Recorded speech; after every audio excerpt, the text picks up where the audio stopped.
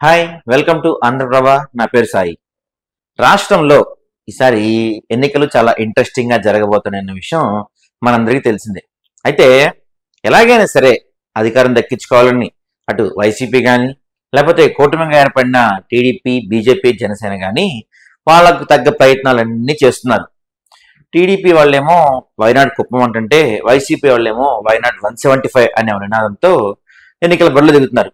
అయితే వైసీపీ వాళ్ళు ఒక పక్కా ప్రణాళిక ప్రకారం అంటే ఈ వైనాడ్ 175, వైనాడ్ కుప్పం ఇవన్నీ పక్కన పెడితే వైసీపీ వాళ్ళు వేస్తున్న మరో ఎత్తుగడ ఏంటంటే ఈ ప్రతిపక్షం వైపు అంటే టీడీపీ, జనసేన, బీజేపీ ఉన్న కూటమిలో ప్రధాన అభ్యర్థులు అంటే పవన్ కళ్యాణ్ కానీ, బాలకృష్ణ కానీ, లోకేష్ కానీ వీళ్ళ ముగ్గురుపై మహిళల్ని పోటీలోకి దింపింది వైసీపీ.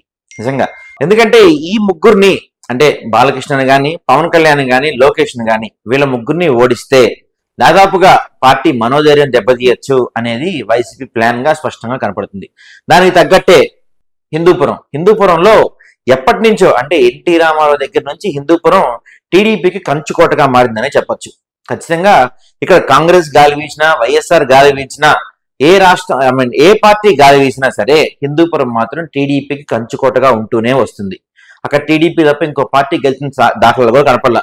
బాలకృష్ణ మన ఎన్టీఆర్ కుమారుడైన బాలకృష్ణ కూడా వరుసగా 2 సార్లు హిందూపురం నుంచి గెలిచి 3వసారి హ్యాట్రిక్ కోసం గట్టిగా ప్రయత్నిస్తున్నారు. సో ఇలాంటి హిందూపురంపై ఎలాగైనా వైసీపీ జెండా ఎగరేయాలని వైసీపీ అధిష్టానం గట్టిగా ఫిక్స్ అయింది. దీనికి తగ్గట్టుగానే బీసీ సంబంధించి కురుబ సామాజిక వర్గానికి చెందిన దీపికను బాలకృష్ణకి పోటీగా నిలబెట్టింది వైఎస్ఆర్సీపీ. ఖచ్చితంగా ఆ నియోజకవర్గంలో కురుబ ఓట్ల సంఖ్య ఎక్కువ ఉండటం, మహిళ అవటం, అది కూడా దట్టు బీసీ అవటం ఖచ్చితంగా కలిసి వచ్చే అంశాలు.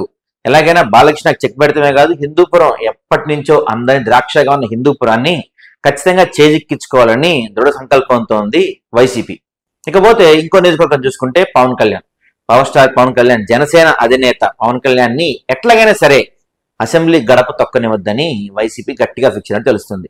దానికి తగ్గట్టుగానే గత ఎన్నికల్లో అటు గాజువాక నుంచి కానీ ఇటు భీమవరం నుంచి కానీ 2 నియోజకవర్గాల నుంచి పోటీ చేసిన ఓడిపోయిన పవన్ కళ్యాణ్ ఈసారి ఎట్టి పరిస్థితుల్లో అసెంబ్లీకి రావాలి, అసెంబ్లీలో తన వాణి వినిపించాలి, అసెంబ్లీలో అడుగు పెట్టాలని బలంగా ఫిక్స్ అయిన పవన్ కళ్యాణ్ ను ఎట్టి పరిస్థితుల్లో పవన్ కళ్యాణ్ అసెంబ్లీలో కూడా అడుగు పెట్టినకూడదని అదే విధంగా అంతే బలంగా ఫిక్స్ అయింది వైసీపీ. రీసెంట్ గా పవన్ కళ్యాణ్ పిఠాపురం నుంచి పోటీ చేస్తున్నా అని చెప్పి అనౌన్స్ చేసిన తర్వాత దానికి ముందే అక్కడ సేమ్ పవన్ కళ్యాణ్ చెందిన కాపు సామాజిక వర్గానికి చెందిన వంగ గీతను పిఠాపురం అభ్యర్థిగా ప్రకటించారు వైసీపీ వాళ్ళు. వంగ గీత కూడా కాపు సమాజం చెందిన వర్గం కావటం, పైగా గతంలో ఎంపీగా పనిచేసి ఉండటం, అంతేకాకుండా 2009 ప్రజారాజ్యం నుంచి గెలిచి ఉండటం, అంతేకాకుండా రీసెంట్ గా ముద్రగడ పద్మనాభం కూడా కాపులకి బలంగా చెప్పుకునే కాపు నియోజకవర్గాలు, కాపు ఓట్లు బలంగా ప్రభావితం చేయగలిగిన ముద్రగడ కూడా వైసీపీలో చేరటం, ఇవన్నీ బాగా కలిసి వచ్చే అంశాలని చెప్పచ్చు వైసీపీకి. ఎందుకంటే ఎట్టి పరిస్థితుల్లో వీళ్ళందరినీ దగ్గర తీసి, అంతేకాకుండా పిఠాపురం నియోజకవర్గంలో కాపుల తర్వాత బలంగా ఉన్న ఓటర్లు బీసీలు.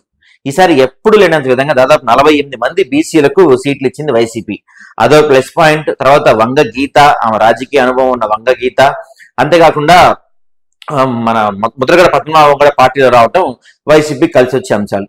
అంతేకాకుండా గత నియోజకవర్గంలో పెండెం దొరబాబు పిఠాపురం నియోజకవర్గం నుంచి 15,000 ఓట్ల మెజారిటీ గెలిచారు. ఆయన కూడా కాపు సామాజిక వర్గం చెందిన వ్యక్తి కావటం, అంతేకాకుండా టీడీపీలో ఎప్పటి నుంచో టికెట్ ఆశిస్తున్న వర్మ పవన్ కళ్యాణ్ అక్కడ పోటీ చేస్తానని అనౌన్స్ చేసిన వెంటనే భారీ ఎత్తున నిరసన కార్యక్రమాలు చేపట్టడం, టీడీపీ జెండా తగలబెట్టడం, పవన్ కు చంద్రబాబుకు వ్యతిరేకంగా నినాదాలు చేయటం. సో వీళ్ళందరినీ కూడా దగ్గర తీసే పనిలో ఉంది వైసీపీ. వీళ్ళందరినీ దగ్గర తీసి బీసీ అస్త్రం ఉపయోగించి, అటు మహిళా అనే అస్త్రం ఉపయోగించి, ముద్రగడ పద్మనాభం లాంటి వాళ్ళని దగ్గరికి తీసి ఎట్టి పరిస్థితుల్లో ఎలాగైనా సరే పవన్ కళ్యాణ్ ను గడప తప్పునేకూడదని బలంగా ఫిక్స్ అయింది. ఇకపోతే మన 3వ నియోజకవర్గం మంగళగిరి నుంచి టీడీపీ ప్రధాన కార్యదర్శిగా ఉన్న లోకేష్, చంద్రబాబు తనయుడైన లోకేష్ ఈసారి మళ్ళీ మంగళగిరి నుంచి పోటీ చేయబోతున్నారు. 2014లో మంగళగిరిలో టఫ్ ఫైట్ నడిచినప్పటికీ ఆల రామకృష్ణ చేతిలో ఓడిపోయిన లోకేష్ ఎట్టి పరిస్థితుల్లో మంగళగిరిలో టీడీపీ జెండా ఎగరవేయాలని దృఢ సంకల్పంతో ఓడిపోయిన సరే 2019 నుంచి ఆయన ఇదే నియోజకవర్గంలో ప్రచారం చేస్తూనే ఉన్నారు. ఖచ్చితంగా ఈసారి తన ఎలాగైనా మంగళగిరిలో జెండా పాతాలని చెప్పి లోకేష్ గట్టిగా ఫిక్స్ అయినట్టు తెలుస్తుంది. అందుకని లోకేష్ కి అగెనిస్ట్ గా ఫస్ట్ గంజి చిరంజీవి అనుకున్నారు. ఎందుకంటే ఈ నియోజకవర్గంలో మాజీ మంత్రి మురుగుడు హనుమంతరావు కోడలు, మాజీ ఎమ్మెల్యే కాండ్రు కమల కూతురైన లావణ్యని వైసీపీ అక్కడ బరిలో నింపింది. ఎందుకంటే పద్మశాలిలో గంజి చిరంజీవి పైన కొంత వ్యతిరేకత కనపడటంతో ఎందుకైనా మంచిది, ఎట్టి పరిస్థితుల్లో లోకేష్ ను కూడా ఓడించాలి అని బలంగా ఫిక్స్ అయిన వైసీపీ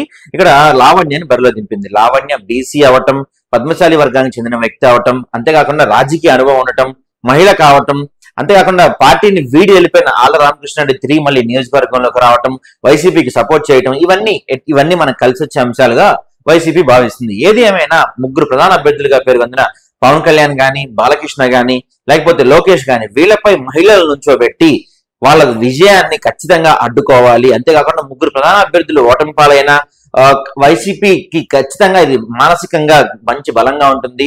అటు టీడీపీ కూటమి మానసిక స్థైర్యాన్ని దెబ్బతీయొచ్చు అనే అంశాలతో వైసీపీ ఇలాంటి ఎత్తుకలు వేస్తుంది. అంతేకాకుండా ఒకవేళ ఓడిపోతే మహిళ చేతిలో ఓడిపోయారు అనే అపవాదు వాళ్ళకి మూటగట్టచ్చు అనే అంశాలు కూడా వైసీపీ గట్టిగా ప్లాన్ చేసుకుంటుంది. ఏది ఏమైనా ముగ్గురు ప్రధాన వ్యక్తులపై మహిళలను బరిలో దించి ఎట్టి పరిస్థితుల్లో వాళ్ళని ఓడించాలనే వైసీపీ వేస్తున్న మాస్టర్ ప్లాన్, మరి ఈ మాస్టర్ ప్లాన్ వర్కౌట్ అవుతుందా లేదా, ఈ ముగ్గురు గెలుస్తారా లేదా అనేది మరి కొన్ని రోజులు మనకు తెలియనుంది.